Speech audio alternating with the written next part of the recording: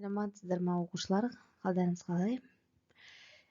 Математика пәнінен бір бағыттағы қуып жету қозғалысына берілген есептер тақырыбын бастаймыз. Оқушылар, біз жаңа сабағымызды түсіну үшін бірінші мына анықтама қарайық. Есіңе сақтан. Бір бағытта қуып жету қозғалысы кезінде жақындау жылдамдығы жылдамдықтарының айырмасына тең. Бұл жерде 110 мен 60-ның айырмасы деп отқанымыз әжесі мен сәуленің қуып жету жылдамдығы. 110 метр бұл сәуленің жылдамдығы, ал 60 метр әжесінікі. Екеуінің бірінші арасында айырмашылық тауып аламыз. Арасы 50 метр. Әжесін қуып жету үшін сәуле бастапқыда әжесі екеуінің арасында болған 200 метр ара қашықтықты жүріп өтуі тиіс. Арасы демек 50 метр болса, қашықтықты жылдамдыққа бөлеміз. Демек 200 бен 50-дің бөлінісі 4. Әрі қарай нақты болу үшін бірінші есептегі кестеге мұқият қараймыз балалар оқулықтағы. Сонда 1 минутта ол 50 метр жүретін болса, 2 минутта 100 метр, 3 минутта 150, 4 минутта 200 метр жүреді. Сонда ғана сәуле әжесінің артынан қуып жетеді. Келесі екінші есеп болды мәтін есеп.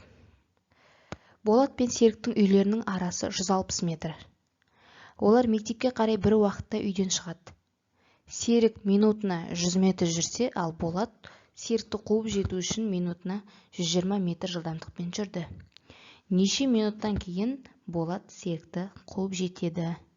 Бұл жаңағы анықтамаға қараған сай, бірінші біз екеуінің жылдамдығын біліп аламыз.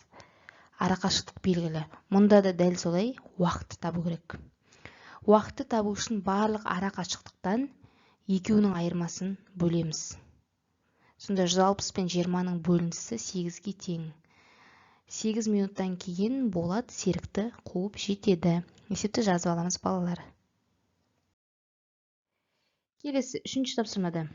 Мұнда бізге белгісіз шамаларды көрсеткен. Бірақ мен сіздерге бірден ыңғайлы болу үшін жазып өттім. Мысалы, бізде біріншісінде пойыздың жылдамдығы белгілі, уақыт пен қашықтық белгілі. Қашықтықты уақытқа бөліп, пойыздың жылдамдығын таптық. Ол 90 км. Екінші ғарыш кемесі. Бұнда да жылдамдық белгісіз, қашықтықты уақытқа бөлдік. Ұшақта ара қашықтық белгісіз. Ұшақтың ара қашықтығын табу үшін жылдамдықты уақытқа көбейтеміз.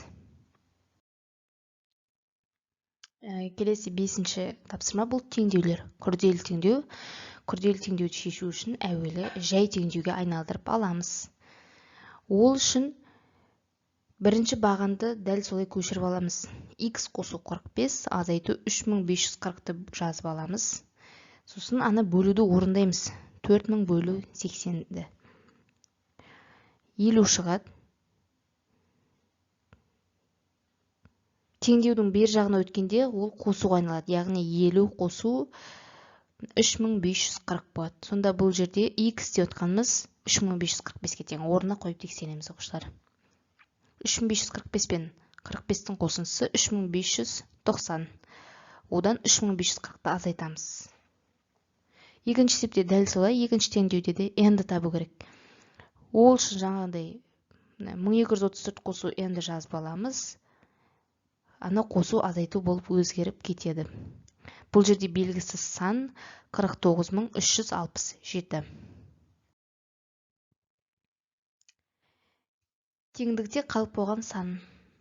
Бұнда да жаңағыдай күрделі теңдеу қылып та шығаруға болады. Бұл сіздерге өзіме ыңғайлы тәсілін сіздерге көрсеткім келген, міне осылай. Өйткені былай ойланатын болса қиындау, сол үшін есептеп жазып аламыз. Ол үшін әрине бірінші баған 123452 азайту x деп дәл солай жаза аламыз.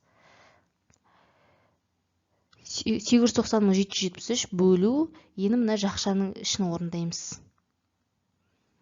Сонда мұнда белгісіз сан 123451. Орнына қойып тексерсек те болады. 123452-ден 123451-ді азайтамыз, 1 шығады. 1-ді мына жақшаның ішінде санға көбейтеміз. Сонда 890773. Сабақ егер балалар түсінікті болған болса, аяқтаймыз. каналға жазылуды ұмытпаймыз.